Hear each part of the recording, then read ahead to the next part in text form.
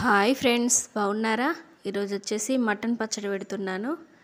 ముందుగా మటన్ని చిన్న ముక్కలు కట్ చేసుకోవాలి. తర్వాత కొంచెం కారం వేసి ఉడకబెట్టుకోండి. ఉప్పు వేయొద్దు, ఎందుకంటే అందులో కారం మంచిగా పడుతుంది ముక్కకు.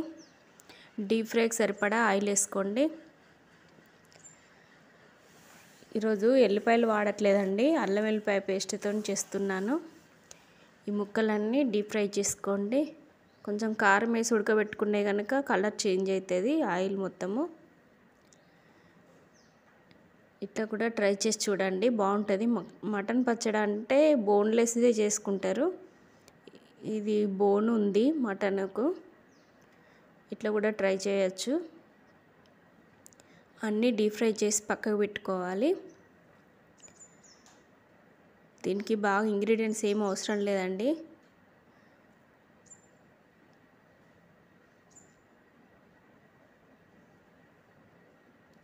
అన్ని ముక్కలు గోలిన తర్వాత ఆయిల్ చేంజ్ అయిందని ఏం బాధపడకండి. కలర్ టేస్ట్ బాగానే ఉంటుంది. అది కొత్తిమీర, మెంతి, పుదీనా బాగా ఆకులు గోలాలి. గోలిన తర్వాత అల్లం వెల్లిపాయ పేస్ట్ వేసుకోండి. తర్వాత ధనియాల పొడి, అదే గరం మసాలా అందులోనే యాడ్ చేసి పట్టుకున్నానండి నేను. గరం మసాలా, ధనియాల పొడి వేసి రుచికి సరిపడా ఉప్పు, కొంచెం కారం వేసుకోండి. ఇలా కూడా ట్రై చేయండి, బాగుంటుంది టేస్ట్.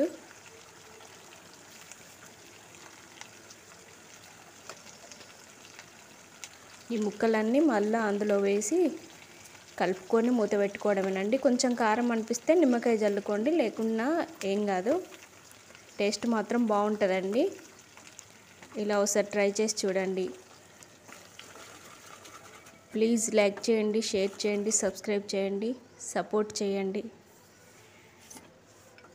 టేస్ట్ ఎట్లా మీరు ట్రై చేసిన తర్వాత టేస్ట్ ఎట్లుందో కామెంట్ కూడా పెట్టండి.